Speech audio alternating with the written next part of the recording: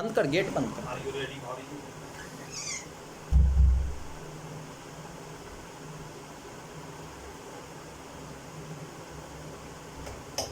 Sir coming coming morning sir. Thank you sir. आप अपने बारे में कुछ 5 ऐसी बातें बताइए जो आपके सकारात्मक पक्ष को इंडिकेट करें। सबसे पहले सर मैं सत्यनिष्ठ पर भरोसा रखता हूँ, मैं ईमानदार हूँ, अपने काम के प्रति संवेदनशील हूँ, सामाजिक रूप से किसी उनके प्रति दृढ़ निश्चय वाला व्यक्ति हूँ। और आगे कुछ स्पेशल जो आपकी विशिष्ट क्वालिटी है जिसके कारण से ईमानदार हूँ। ग्रेजुएशन आपने कब किया? सर मैंने ग्रेजुएशन 2010 में किया था सिविल से। किस विषय से? इतिहास ऑनर्स। उसके बाद क्या कर रहे हैं आप? मैं सन 2011 से as a senior secretary assistant army headquarter में पोस्ट किया। आपका ऑप्शनल क्या है? मेरा sir optional labour and social welfare. History आपका सब्जेक्ट रहा है बट आपने लेबर एंड सोशल वेलफेयर को as a optional subject select किया है। तो इतिहास भी अपने आप में एक बहुत अच्छा और इंटरेस्टिंग सब्जेक्ट है, इसके बाद भी आपने क्यों छोड़ दिया इसको? क्योंकि मैं सर सन 2011 से रक्षा मंत्रालय में कार्यरत हूँ, तो सिलेबस बड़ा होने की वजह से पढ़ाई के लिए जो अतिरिक्त समय होना चाहिए वो अतिरिक्त समय मेरे पास था नहीं। काफ़ी सीमित समय के कारण मैंने छोटा सिलेबस के लिए अलग भर्ती का चयन किया और थोड़ा मेरे वर्क से रिलेटेड भी है, खासकर का डिटेक्टिव जैसे मैं जॉब करता हूँ। दूसरा भी मैं सामाजिक रूप से जो पिछड़े हुए लोग हैं उनके प्रति मैं काम करने का काम करने के लिए मैं इच्छुक हूँ, इसके प्रति काम करने के लिए इच्छुक हूँ, उनको सुविधा प्रोवाइड कराने के लिए इच्छुक हूँ।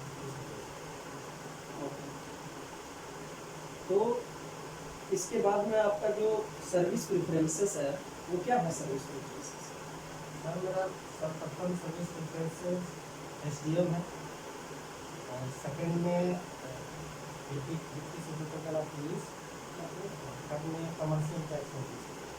तो आपको ऐसा नहीं लगता है कि आप इतिहास विषय सब्जेक्ट के रूप में स्टडी किया और LSW लेकर के इतिहास के साथ नाइंसाफ़ी किया, और जब LSW आपने लिया जो आपका पसंद का सब्जेक्ट है और उसके बाद आप अपने पसंद को छोड़ करके सीक्वेंस में आप SDM को सबसे रखें? आपको तो सेवा करने का आपका एटीट्यूड है, आपको CDPO सोशल वेलफेयर का पोस्ट सबसे ऊपर डालना चाहिए, सोशल सिक्योरिटी का पोस्ट सबसे ऊपर डालना चाहिए। आप डेडिकेटेड हैं, आपका मन और तन सब LSW के लिए जीता है, फिर SDM क्या? सर SDM लेने के पीछे 2-3 कारण प्रमुख है। सबसे पहले कि वर्क ऑफ डाइवर्सिटी, कार्यों की विविधता। मैं एज SDM सोशल सेक्टर में वो सब कुछ हमें पता है कि SDM में कार्यों की विविधता है, वहाँ चैलेंजेस है, बट कार्यों की विविधता के साथ आप अपने मन के जो अंदर की जो एक अशांति है सोशल के लिए कार्य करने, आप स्पेसिफिक यदि उसी सीधे सोशल सेक्रेटरी ADSS में जाते, ADSW में जाते, सोशल वेलफेयर में, माइनॉरिटी वेलफेयर में, तो आप बेहतर कर पाते ना अपना फोकस SDM की अपेक्षा। आपने क्यों नहीं इसको ऊपर में डाला? SDM को नीचे डालना चाहिए आपके अपने मन के अनुसार से। अगर सर हम प्रशासनिक की दृष्टि से देखें तो जितने भी मुद्दे हैं, जो सामाजिक मुद्दे हैं या फिर और भी अलग एडमिनिस्ट्रेटिव इशू है, इसमें सबसे ऊपर सर SDM निर्णय लेने की क्षमता SDM के पास है CDPO की तुलना में। As a labour enforcement officer उनके पास डिसीजन मेकिंग पावर नहीं है, उनके पास मजिस्ट्रेट पावर नहीं है, बहुत सारी उनके पास पावर नहीं है।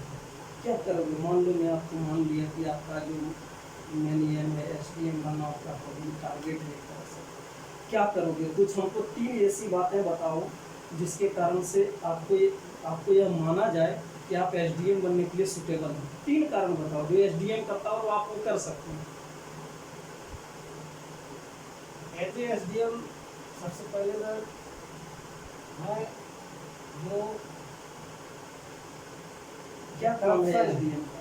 एसडीएम का काम बताओ जैसे। एस डी एम का सर प्रशासनिक कार्य को देखना ओके और अर्ध न्यायिक शक्ति भी ये प्राप्त करता है धारा 144 CRPC 1973 के तहत। ओके और उन सभी कार्य को भी देखता है जो डिस्ट्रिक्ट मजिस्ट्रेट अपनी पावर को डेलीगेट करके एसडीएम को सौंपते हैं। हम्म, जैसे कि कोरोना काल में बिहार में अंतर्राज्यीय पास मूवमेंट पास के लिए एसडीओ को इशू किया गया था, ऑथराइज किया गया था, पास इशू कर सकते हैं। और एसडीएम का कोई ऐसा कार्य जो सोशल वेलफेयर से जुड़ा हो जो आप करना चाहते हैं कि एसडीएम बन के भी आप सोशल वेलफेयर करना चाहते हैं? क्या काम करेंगे एसडीएम सोशल वेलफेयर? एसडीएम एक अनुमंडल का सर्वोच्च प्रशासनिक अधिकारी होता है, चाहे वो सामाजिक सुरक्षा हो, वृद्ध कल्याण हो, महिला कल्याण हो, बाल कल्याण हो, हर एक क्षेत्र में सरकार है। वृद्ध कल्याण के लिए कोई बिहार की एक स्पेसिफिक योजना का नाम बताएं जिसको आपके थ्रू एग्जीक्यूट किया जाना है। मुख्यमंत्री वृद्धावस्था पेंशन योजना क्या है? इसमें प्रति महीना 400 रुपये की आर्थिक सहायता दी जाती है। आप किस जिला से बिलोंग करते हैं? सर मैं बेगूसराय जिला से belong करता हूँ। बेगूसराय जिले से। बेगूसराय जिले में एक झील है जो काफ़ी फेमस है, उस झील का नाम क्या है? सर कांवड़ झील प्रसिद्ध है। और वो आजकल काफ़ी ज़्यादा फेमस भी रहा है जिसके कारण से काफ़ी ज़्यादा चर्चाएं भी बिहार सरकार और इवन इंडियन गवर्नमेंट के बीच में चली। क्या था वो चर्चा का कारण? अभी हाल फिलहाल में चर्चा का मुख्य कारण ये है कि सरकार द्वारा उसको संरक्षित किया जा रहा है। वेटलैंड प्रोजेक्ट होता है, उसमें शामिल करने की बात हुई कांवड़ झील पक्षी विभाग। 18 वेटलैंड है जिनमें कांवड़ झील पक्षी विभाग में। आप बेगूसराय का कुछ 3 ऐसी विशेषताएं बताइए जो बेगूसराय को समस्तीपुर से अलग करता है, क्योंकि ऐसा माना जाता है कि समस्तीपुर और बेगूसराय के डिस्ट्रिक्ट हैं और समस्तीपुर का सोशल स्टेटस काफ़ी नीचे है, लेकिन अपेक्षाकृत जो बेगूसराय है वो समस्तीपुर से ऊपर है लेकिन पटना से नीचे है। तो क्या कोई ऐसी 3 खास हमें विशेषता बताएं जो बेगूसराय को इंडिकेट करता हो? सबसे पहले आर्थिक समृद्धि बेगूसराय में अन्य समस्तीपुर के तुलना में अधिक है। प्रति व्यक्ति आय अगर बात करें तो ये बिहार में तीसरे नंबर पर आता है। दूसरा चीज़ ये आर्थिक रूप से सशक्त राजधानी है, खासकर ये बिहार की एकमात्र इंडियन ऑयल रिफाइनरी विद्युत power, thermal power station, Indian fertilizer जो है वो भी स्टार्ट है। साथ ही साथ इससे रिलेटेड संबंधित काफ़ी उद्योग से प्रचलित है, मतलब विकसित है। सामाजिक रूप से भी ये काफ़ी सशक्त है क्योंकि फॉरवर्ड कास्ट का यहाँ संख्या अधिक है।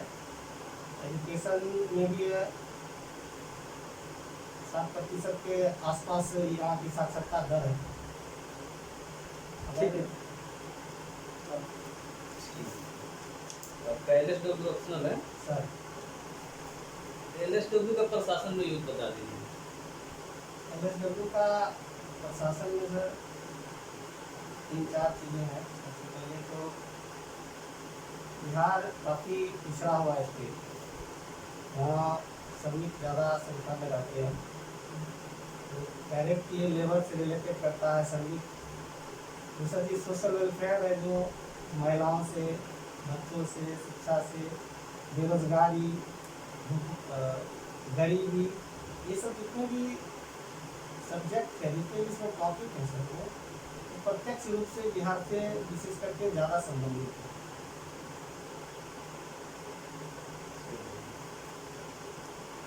बिहार एक श्रम प्रधान राज्य, ठीक। यहाँ पर श्रमिक ज़्यादा होने के कारण श्रमिक बिहार में ज़्यादा होने के 3-4 प्रमुख कारण हैं। पहला कारण सर कि आर्थिक रूप से बिहार अन्य राज्यों की तुलना में पिछड़ा हुआ, चाहे वो यहाँ की उद्योग व्यवस्था हो, कृषि व्यवस्था हो। दूसरा चीज़ सामाजिक रूप से भी पिछड़ा हुआ है।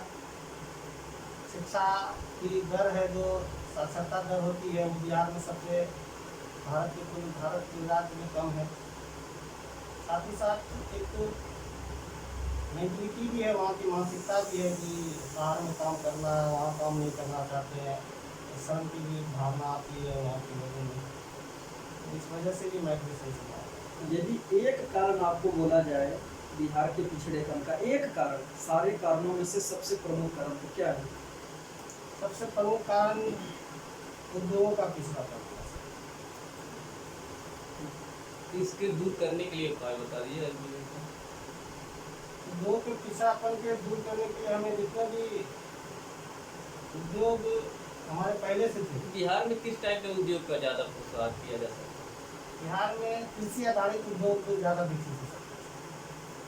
क्यों ऐसा हमको लगता है कि बिहार में फ्लड का इफेक्ट ज़्यादा होने के कारण से मैं देख रहा हूँ कि उत्तरी बिहार का 38 जिले में से लगभग कुल मिलाकर के 23 डिस्ट्रिक्ट्स के आसपास में पानी में डूबा रहता है। फिर हम कैसे एग्रीकल्चर को ज़्यादा प्रमोट कर सकते हैं? हमको तो ऐसा लगता है कि एग्रीकल्चर को प्रमोट करने के पहले फ्लड के ऊपर काम करना चाहिए। क्या लगता है आपको? फ्लड के ऊपर सर बिल्कुल सर, मैं इस बात से सहमत हूँ। एग्रीकल्चर तभी डेवलप हो पाएगी जब वहाँ फ्लड की जो उत्तर बिहार में बाढ़ की समस्या, दक्षिण बिहार में सूखा की समस्या, ये सब समस्या से जब तक हम निजात नहीं पा पाएंगे। कैसे निजात पाएंगे? 2-3 कारण है सर जिससे हम इससे निजात पा सकते हैं। सबसे पहला जो बाढ़ समस्या है, इसके अस्थायी समाधान के लिए नदी जल परियोजना पे काम करना होगा। नदियों में जो गाद है उनको साइंटिफिक तरीके से निकालना होगा। नदियों के साथ जो नहरों की व्यवस्था है जो सरकार ने स्टार्ट भी कर रखा है, कोसी और मेची नदी परियोजना भी सरकार की ओर से प्रोजेक्टेड है, तो ये सब काम करना होगा। उत्तर बिहार की नदियों को थ्रू पाइप के द्वारा दक्षिण बिहार की नदी में नहरों के द्वारा भेजा जा सकता है। आपको ऐसा नहीं लगता ये जो सारी बातें बोलते हैं वो एक पॉलिटिकल लैंग्वेज है? ये करना होगा, ये करना होगा, एक एसडीएम के ये करेंगे सर क्या स्टेप लोगे आप? ये सब सारा पॉलिटिशियन का है कि ये किया जाना चाहिए, ये होगा, ये करेंगे। ये सुनते सुनते एक लंबा समय गुजर चुका है। क्या एक्शन आप लोगे जिससे कि हमको ये एहसास हो जाए कि आप फ्लड की प्रॉब्लम को सॉल्व करने के लिए आप एक बेहतर और सुटेबल कैंडिडेट हैं। आज आपको अपॉइंटमेंट हम कर दिए, जो मतलब आपदा डिपार्टमेंट ऑफ बिहार गवर्नमेंट है उसके एक तरह से सेक्रेटरी के रूप में हमने आपका अपॉइंटमेंट कर दिया। क्या एक्शन लोगे? कुछ ऐसी स्पेसिफिक एक्शन बताएं जिससे कि हमको अगला साल फ्लड के बारे में सोचना ही न पड़े। फ्लड के लिए सर 3 प्रमुख जो रीजन है, बाढ़ से पहले की तैयारी, बाढ़ के दौरान की तैयारी और बाढ़ के बाद। मैं अगले साल की बात कर रहा हूँ। फ्लड अभी आई नहीं है, फ्लड खत्म हो चुकी है। हमको ये अनुमान है कि 4-8 महीने 9 महीने के बाद में फ्लड आएगी। पर सबसे पहले सर बाढ़ से पहले की जो तैयारी करनी होगी वो ये इसके अंतर्गत आएगी। बाढ़ के पहले तैयारी करने का है सर, सबसे पहले बहुत बड़ा लेवल पे राहत शिविर हमें बनाना होगा, क्योंकि काफ़ी संख्या में जो बाढ़ प्रभावित गाँव के लोग हैं उनको स्थानांतरण करना पड़ता है बाढ़ के दौरान। साथ ही साथ एक स्ट्रक्चर जो है अभिसंरचना वहाँ विकसित करना होगा।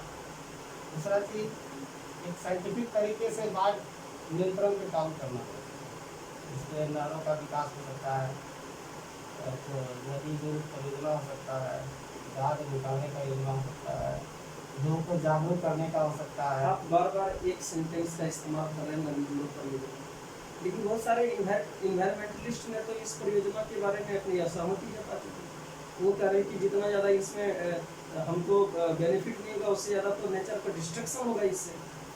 इसके बावजूद भी हम नदी जोड़ो परियोजना के ऊपर इतना फोकस किया जा रहा है, क्या कारण? नदी जोड़ो परियोजना से इसलिए फोकस इसलिए कर रहा हूँ कि पर्यावरण विद का सहमति लेकर ही इस योजना को आगे बढ़ाया जा सकता है। बिना पर्यावरण विद के सहयोग से इस योजना को हम आगे नहीं बढ़ाएंगे। आपकी इतनी सारी योजनाओं के बाद क्या आपको ऐसा लगता है कि फिर से बिहार में बाढ़ की समस्या हमेशा के लिए खत्म हो जाएगी? मेरे समझ से सब बिल्कुल हो जाएगी। अगर खासकर अगर हम नेपाल और भारत के जो समझौते हैं, खासकर कोसी नदी को लेकर, बिहार में दो ठीक है, नदी सबसे ज़्यादा ठीक है, ठीक है। अच्छा, बिहार में कौन श्रम संघ है? कितना श्रम संघ है? श्रम संघ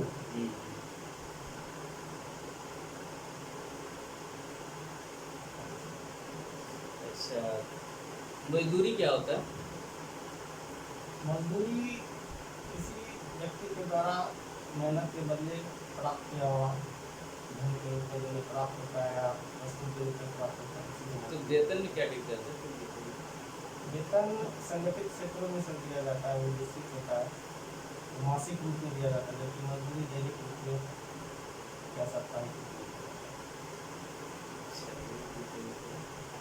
जैसे श्रम संघ है जो, उसके लिए बताइए रिक्वायरमेंट क्या होता है बनाने के लिए? श्रम संघ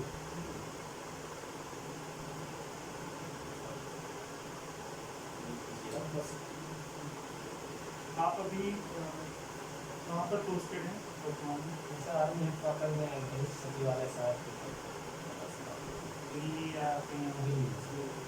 दिल्ली से आप बिहार कैसे हैं इंटरव्यू के लिए? सर भाई नहीं, तो आते वक्त आपको लगा कि जो फिजिकल डिस्टेंसिंग पालन हुआ एयरप्लेन में? एयरप्लेन में सर फिजिकल डिस्टेंसिंग का तो पालन बहुत मुश्किल होता है, ताकि उसमें काफ़ी छोटे छोटे जगह की बहुत कमी होती है, लेकिन जो प्रिकॉशनरी मेजर है जैसे सैनिटाइजेशन, प्रॉपर थर्मल स्क्रीनिंग, ये सब की उचित व्यवस्था होती है। और जैसे एक सीट छोड़ करके बिठाया था कि उन्होंने तीनों सीट बिठाया? तीनों से तीनों सीट बिठाया, तो फिजिकल डिस्टेंसिंग तो नहीं हुआ ना वहाँ पर? फिजिकल डिस्टेंसिंग से नहीं हो पाता है, प्रॉपर सैनिटाइजेशन की व्यवस्था होती है जिससे कोरोना वायरस से काफ़ी हद तक और बचाव। सभी लोगों ने मास्क पहना था? बिल्कुल। किस तरीके का मास्क पहना था? Mask sir normal mask, 3 layer, 1 layer, 2 layer, N95, सबका अपना अपना चॉइस। ये N95 में N क्या है? उनका मतलब 95? ओके। और जैसे कॉटन का मास्क हम पहनते हैं और 95 है 95, तो दोनों में क्या अंतर है? N95 के मास्क में एक्चुअली सर उसमें रेस्पिरेटर होता है। N95 में? हाँ, इसमें कोरोना वायरस के अंदर पहुंचने की संभावना काफ़ी अधिक हो जाती है, जबकि कॉटन के मास्क में 3 लेयर का मास्क होता है। इसमें WHO ने भी इस को रिकमेंड किया था कि आप कॉटन का ही मास्क पहने, तो N95 के मास्क की तुलना में बेहतर और सुरक्षित है। N95 आपके कहने का मतलब विद वॉल्व, उसमें भी एक वॉल्व लगा, सर तो N95 विदाउट वॉल्व नहीं आता है? Idea okay. तो जैसे एक फिजिकल डिस्टेंसिंग आपने सुना होगा 6 फीट और 3 फीट, सर ये 6 फीट किसने दिया और 3 फीट किसने दिया? 6 फीट में सर एक्चुअल तो नहीं बता सकूँगा सर, अंदाज में लगा सकता हूँ मेरा। बिल्कुल लगाइए।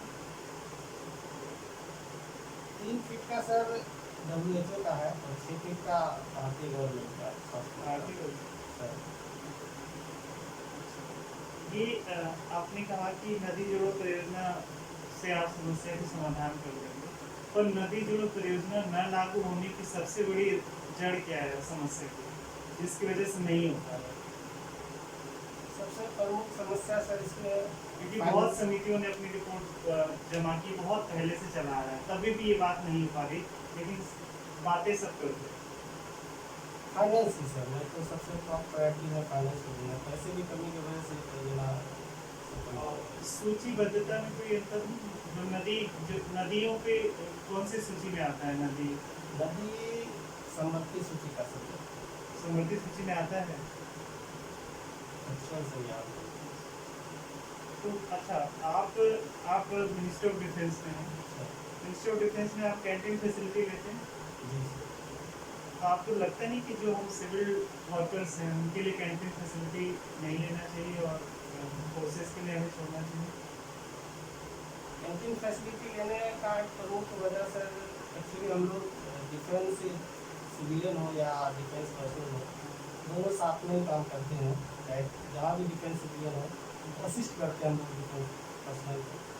रहेगी फैसिलिटी की बात, तो एक टैक्सेस में जो रिबेट मिलता है वो मिलता है, वहाँ पे हमें तो पेमेंट पूरी करना होता है। तो आप ऑनेस्टी की बात कर रहे थे कि आप बहुत ईमानदार हैं। ये बात आपने खुद से अपने आप को जज किया, आपको किसी ने ये बताया आपके कार्यविधि से? आपकी अगर कुछ ऐसे आपने ऐसे छाप छोड़े जो आपके इर्द गिर्द आपके ऑफिस में, जिन्होंने ये आपको एहसास दिलाया कि आप ऑनेस्ट हैं, या अपने से आपने टैग लगा लिया? नहीं सर, मैं अपनी कार्य क्षमता की वजह से ही और दूसरों के द्वारा बताया गया, इसलिए खुद का भी एक आत्मविश्वास है कि मैंने कभी भी किसी से गलत नहीं किया। तो बाढ़ को रोकने में सब DRDO किस तरीके से और इसरो किस तरीके से अपना योगदान दे सकता है? बाढ़ को रोकने में सर इसरो सबसे पहले तो मैपिंग जो होता है, फ्लड मैपिंग, वो फ्लड मैपिंग कर सकता है खास। और दूसरा चीज़ जो पानी की मात्रा है, कम है ज़्यादा है, वो सेटेलाइट के माध्यम से पता चल सकता है। सेटेलाइट के माध्यम से ये भी पता चल सकता है कि किस बांध में किस साइड, नॉर्थ साइड कितना मतलब खतरा है। दूसरा चीज़ जो पानी का गाढ़ है, वो भी हम इसरो के माध्यम से पता कर सकते हैं। आप इग्नू से पढ़ाई किए हैं, इग्नू न्यू एजुकेशन पॉलिसी के बाद इग्नू का भविष्य कैसा होगा? न्यू एजुकेशन पॉलिसी के बाद इग्नू का भविष्य सर अच्छा ही रहेगा। क्या परिवर्तन कुछ नजर आएंगे इग्नू के एजुकेशन सिस्टम में? एजुकेशन के सिस्टम में सर इग्नू काफ़ी बेहतरीन और अपग्रेडेड एजुकेशन पॉलिसी से तो तुलना किया जाए इग्नू से, इग्नू वर्तमान शिक्षा के दौर में काफ़ी आधुनिक है। खासकर रिमोट एरिया में शिक्षा को पहुंचाना, साथ ही साथ वर्किंग प्रोफेशनल जो जॉब करते हैं, जो किसी कारणों से पढ़ाई जिनका रेगुलर नियमित नहीं हो पाता, चाहे श्रमिक हो या कोई भी पर्सन, उनको वो शिक्षा प्रोवाइड किया जाता है। साथ ही साथ काफ़ी तरह के डिप्लोमा एवं सर्टिफिकेट कोर्स भी होते हैं, जैसे कि चाइल्ड मैनेजमेंट का हो गया, फ्लड मैनेजमेंट हो गया, बहुत सारे टेक्निकल नॉन टेक्निकल। तो आपने कहा रिमोट एरियाज में इग्नू है, तो आपके जो होम टाउन है उसके आसपास इग्नू की है ब्रांचेज? बिल्कुल। संभावनाएं और चुनौतियों में क्या है? आपने कहा बिहार एक पिछड़ा इलाका है, तो इसमें फिर संभावनाएं और चुनौतियां आपको क्या दिखती हैं? क्या संभावनाएं और उन चुनौतियों को दूर करती हैं जिसकी वजह से बिहार पिछड़ा हो रहा है?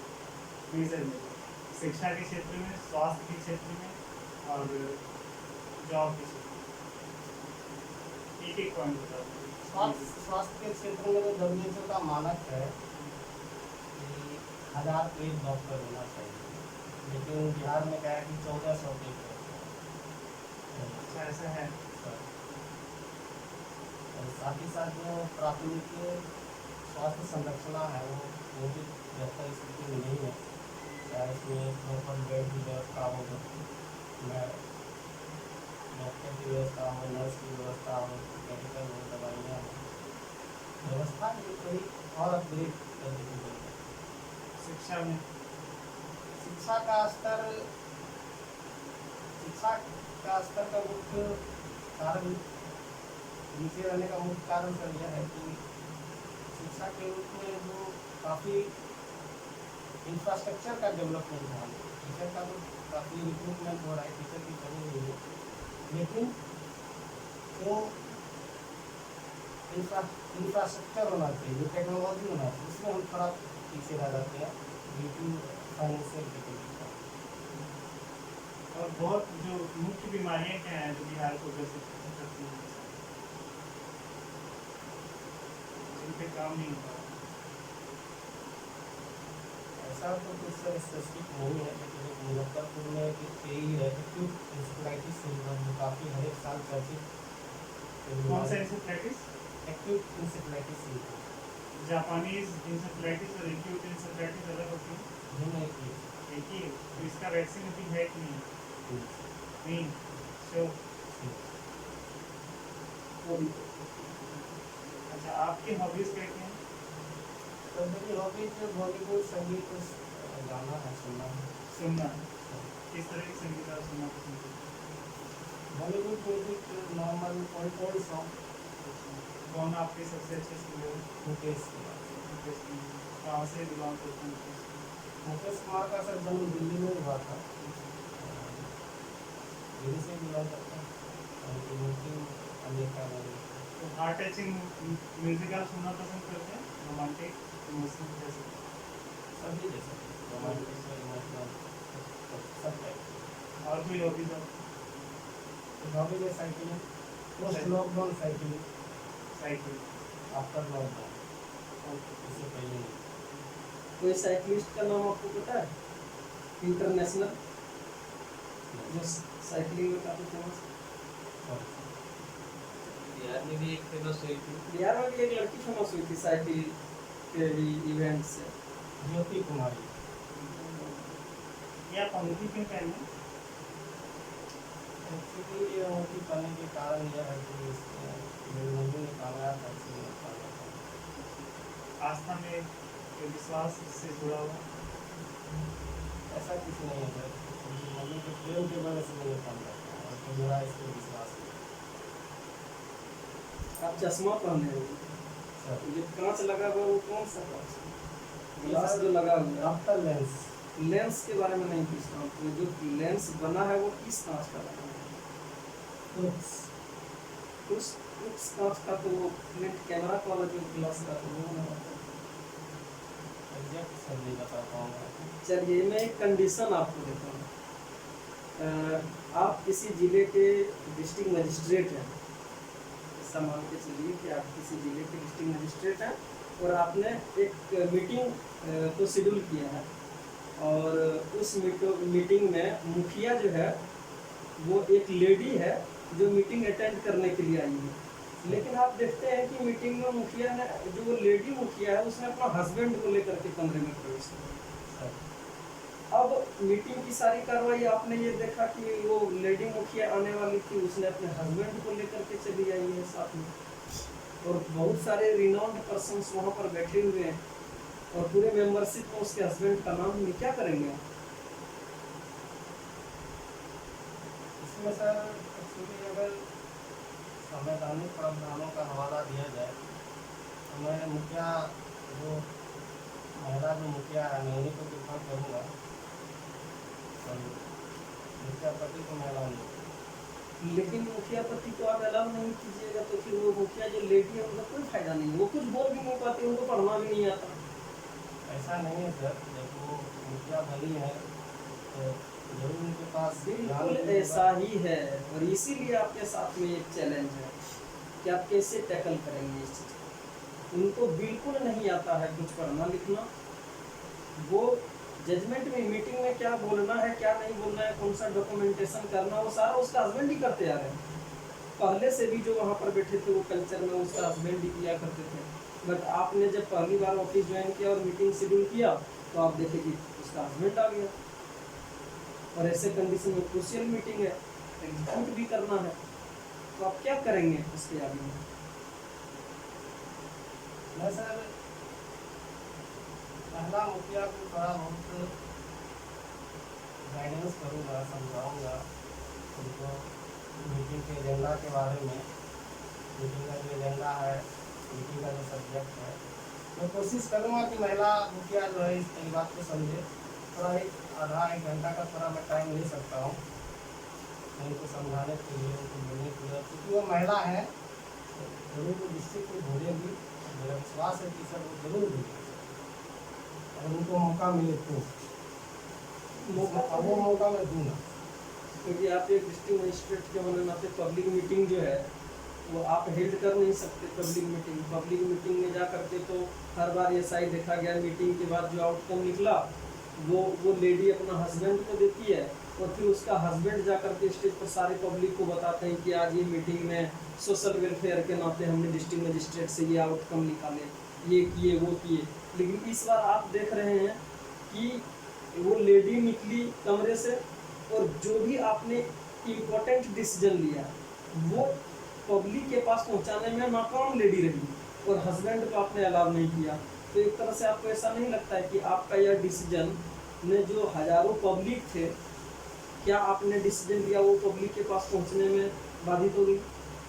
सर मेरा इसमें यही कहना है कि महिला नाकाम नहीं हो सकती है, महिला में काफी इलिटरेट है, मैं मानता हूँ क्षमता है, इलिटरेट है वो, कंडीशन ये है कि वो इलिटरेट है, क्या करोगे, प्रेजेंट एट इंस्टेंट चीज़ें आपको दिख रहा है। मैं मानता हूँ क्षमता बहुत है, हमारे देश की काफ़ी लेडी है जो काफ़ी हाई रैंक और यूनाइटेड नेशंस तक रिप्रेजेंटेशन की है, मैं उसकी बात नहीं कर रहा, मैं एक इलिटरेट मुखिया की बातें कर रहा हूँ। इलेक्ट्रेट सर वो पढ़ाई के मामले में होगी, लेकिन राजनीतिक रूप से जरूरत से सख्ती होगी, क्योंकि वो मुखिया है और उसने कम से कम मुखिया का कल्चर को उसने देखा है। वो अनेबल है ना, वो किसी के पास कुछ भी नहीं बोल सकती है, उसका हस्बैंड काम कर रही थी आज तक, उसको जरूरत ही नहीं पड़ी, आज अचानक आपके एक डिसीजन ने उनको उस जगह पर पहुंचा दिया और बहुत सारे लोगों की फैसिलिटी मारी जा रही है आपके डिसीजन के कारण। मैं सर फाइनली सर मैं उनको मौका दूंगा, मैं उनको पूरी गाइडेंस करूँगा और बिल्कुल बोलेगी। ठीक है, चलिए आपके पास में मैंने एक चीज़ देखा कि इतिहास आपका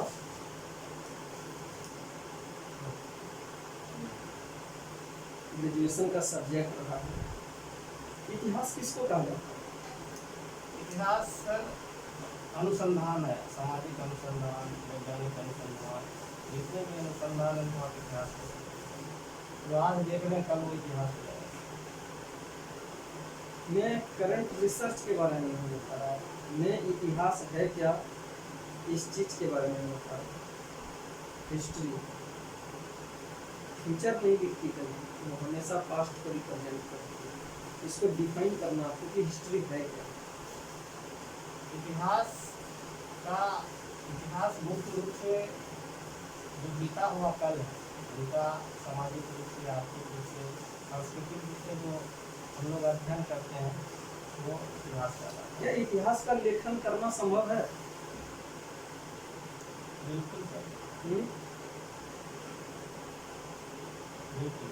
आप एक बार फिर से सोच करके देखिए, क्योंकि इतिहास का जो लेखन है, हमें ऐसा लगता है कि कोई भी जो समय गुजर गया उसके प्रमुख बिंदुओं को ही केवल ध्यान में रख करके इतिहास को लिखा जाता है, और यदि वह एक लेडी इतिहास को लिखे तो वो दूसरी तरह से लिखा जाएगा, स्कॉलर लिखे तो दूसरी तरह से लिखा जाएगा, एक पागल लिखे तो दूसरी तरह से लिखा जाएगा, एक कम्युनिस्ट लिखे तो दूसरी तरह से लिखा जाएगा। तो आपको ऐसा नहीं लगता कि इतिहास का लेखन, एब्सोल्यूट लेखन संभव ही नहीं है? व्यक्ति में विचार सब व्यक्ति के अलग हो सकते हैं सर, लेकिन जो तथ्य हैं वो तथ्य सभी के समान रहेंगे।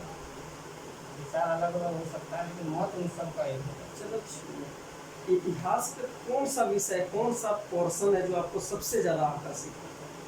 आधुनिक भारत। आधुनिक भारत, क्या देखा आधुनिक भारत में? आधुनिक भारत में सर खासकर पतन, स्वतंत्रता, विद्रोह। इतिहास का 3 बातें हमको ऐसा बताइए जो काश वो घटी नहीं होती तो आज स्थिति अलग होता। तो 3 ऐसे मौके बताइए भारतीय इतिहास के क्षेत्र में, 3 ऐसे मौके जो काश वो घटना नहीं हुआ होता तो पूरी इतिहास चेंज हो जाती है।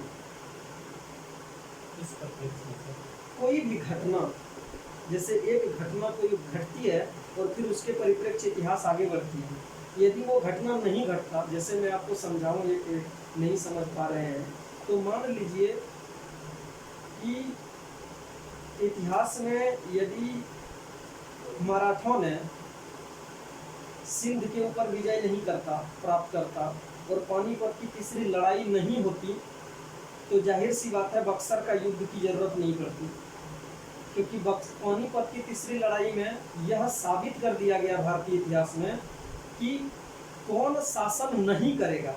जब मराठे हार गए तो यह साबित हो गया कि मराठे शासन नहीं करेगा, इनडायरेक्टली ये पता चल गया कि अब कौन शासन करेगा।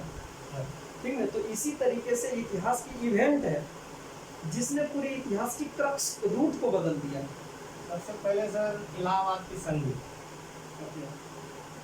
पूरा एडमिनिस्ट्रेटिव से लेकर फाइनेंशियल पावर जितना भी है उनका अंग्रेजों का अधिकार हो गया पूरे भारत के।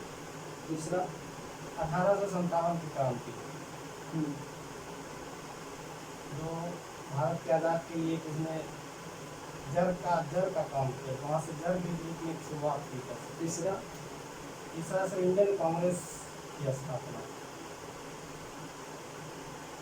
तो ये 3 इवेंट आपको लगते हैं इतिहास का टर्निंग पॉइंट।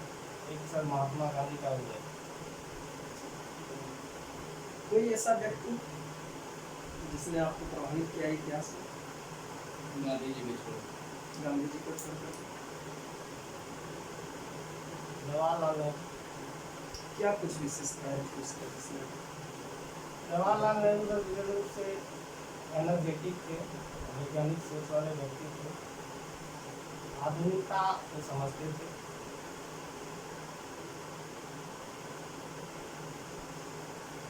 चलिए, आपकी शादी हो गई है? सर कब हुई? सर मेरी शादी 26 नवंबर 2015 को हुई थी। 26 नवंबर एक दिवस के रूप में सेलिब्रेट किया जाता है। क्या है वो दिवस? 26 नवंबर 1900 संविधान दिवस के रूप में सेलिब्रेट की गई। आप जा सकते हैं। Thank you sir.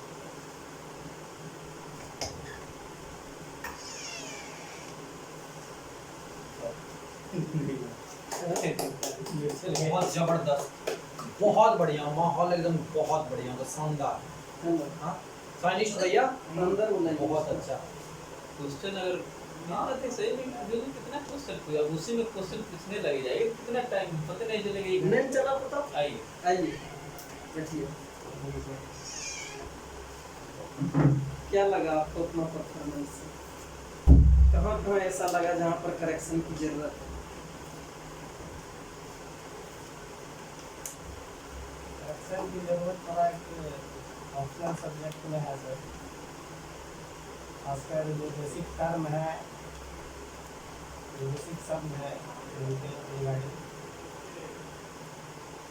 मैं आपके इस परफॉर्मेंस में बताना चाहता कि आपकी इंटरव्यू को मिला करके बहुत अच्छी रही। इसमें इम्प्रूवमेंट का काफ़ी सारा स्कोप है। जैसे यदि हम बताएं, आपने जो आपके 5 पॉजिटिव एस्पेक्ट्स जो हमने पूछे थे, जो पहला ही प्रश्न था उसने ईमानदार को 2 बार आपने रिपीट कर दिया, यानी कि आपको कुछ कंफर्म नहीं है कि मेरी ये बेसिक क्वेश्चन है। इस क्वेश्चन को आप पहले से ही पता है आप कि मेरा स्ट्रेंथ का पार्ट वो पूछने वाला है, हम आपका वीक पार्ट नहीं पूछे। लेकिन इसमें क्या 5 है जो आपको कहना चाहिए था, जो आपने मिस किया, उस चीज़ को एक बार देखना बहुत जरूरी है। जैसे आप काम कर रहे हैं तो सत्यनिष्ठा, ईमानदारी, संवेदनशील और फिर सत्यनिष्ठा और दृढ़ निश्चय, आपने ये सब शब्द। अब देखिए ये सारे जो शब्द है ना, इसका मीनिंग ये किया जाता है कि आप काम ठीक ठाक इंटेंट से करते हैं।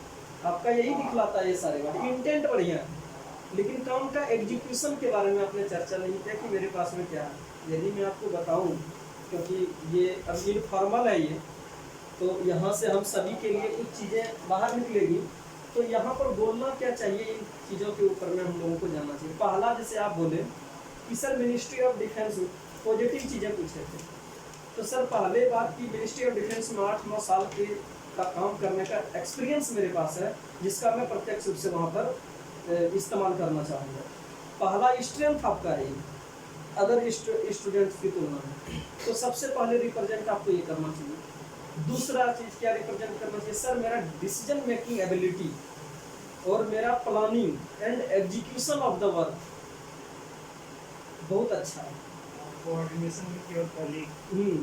और जब आप ये सब, उसके बाद में जैसे आइएगा, बोलिएगा मैं इमोशनली सर काफ़ी ठीक ठाक हूँ, मैं करुणा को भी समझता हूँ, मैं ऑफिशियल कोऑर्डिनेशन को भी मेंटेन करने की एबिलिटी हमारे पास बहुत अच्छी है, और जहाँ तक मैं घबराता ही नहीं, मतलब बहुत दृढ़ निश्चय वाला है, मेरी पैसेंस बहुत अच्छी है, मैं टॉलरेट कर सकता हूँ, मेरा टॉलरेंस बहुत अच्छा है। आप इस चीज़ को बता सकते हैं आगे बात बोलिएगा सर मेरे पास में लर्निंग एबिलिटी बहुत अच्छा है, मैं कोई भी नई चीज़ों को न सीखने में माहिर हूँ, मैं कोई नई चीज़ें आती है ना, मैं वो लर्न करता हूँ, क्रिएटिविटी मेरी बहुत अच्छी है। तो वहाँ पूछ सकता है कि कौन सी चीज नया नया वो पढ़े हैं। नया चीज़ क्या है, और ये सब सारी चीज़ें आप बता दीजिए सर। नई चीज़ों की जैसे कोरोना में है जो ऐप चल रही है, ठीक है सर, इसके बारे में हमको अच्छी जानकारी है। वो कोविड-19 के ग्रुप घूम जाएगी फिर सारी चीज़ें।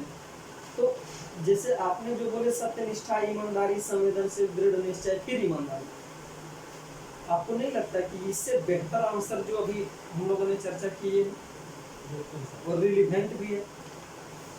उसके बाद में आप देखिएगा एसडीएम का जब फंक्शन के बारे में हम लोग बात कर रहे थे, आपको 3 पॉइंट आंसर देना होगा। 3 पॉइंट आंसर। हम बोले कि एसडीएम के रूप में आप क्या करोगे, कुछ कम बताइए। तो आपने बताया ठीक था, लेकिन 2 सेंटेंस को एक दूसरे में ओवरलैप नहीं करना है, कैटेगराइज कर देना है, ताकि उनको क्लैरिटी पता चले कि ये कैंडिडेट की जो आइडियोलॉजी है ना वो बिल्कुल क्लियर है। ये क्या करना चाहिए? 3 एम ही बना दीजिए जो अपना एम 3 रखे हैं कि हम ये पर जाते जैसे- जाते एसडीएम बनकर ही काम करेंगे, वही बता जैसे पहला जो काम है सबसे इम्पोर्टेंट एसडीएम के सर, मैं लॉ एंड ऑर्डर का मेंटेन बहुत बेहतरीन तरीके से करूंगा। दूसरा सर, भूमि संबंधित जो भी विवाद है वो मेरे दिशा निर्देश पर होगा, और उस चीज को मैं जो डिस्प्यूट सेटलमेंट मैनेजमेंट है वो मैं बेहतरीन तरीके से करूंगा। तीसरा सर, वेलफेयर स्कीम के तहत में पीडीएस मेरे ही अंडर रहेगी, और वो मैं पब्लिक डिस्ट्रीब्यूशन सिस्टम जो है वो मैं चुस्त दुरुस्त करूंगा। जो भी चीज़ें सरकार कर रही है वो मैं बखूबी इम्प्लीमेंट करूंगा। चौथी सर, जो सोशल सिक्योरिटी की जो स्कीम्स है, जैसे वृद्धा पेंशन, महिलाओं के रिलेटेड, बच्चों से रिलेटेड, वो मैं इम्प्लीमेंट करूंगा। तो ये देखो कि 4 जो पोर्शन है ना एकदम क्लियर कट हो गया, ओवरलैपिंग कहीं नहीं है, सेग्रीगेट हो गया। और फिर वहाँ से पूछेगा कि वृद्धा पेंशन में क्या किया जाएगा। जैसे इतिहास की जो सबसे ज़्यादा महत्वपूर्ण इवेंट है उसके बारे में जानकारी प्रत्यक्ष रूप से बेहतर होना जरूरी है। जैसे हम बोल रहे थे कि कहाँ पर त्रिकूट संघर्ष जो है पाल और चालुक्य वगैरह यहाँ पर, मॉडर्न बताए थे। हाँ, जिससे हम इतिहास की पूछे थे टर्निंग पॉइंट, तो वहाँ पर था इलाहाबाद की संधि, बहुत बढ़िया था वो टर्निंग पॉइंट था। महात्मा गांधी का यहाँ एक इंडियन हिस्ट्री में टर्निंग पॉइंट था।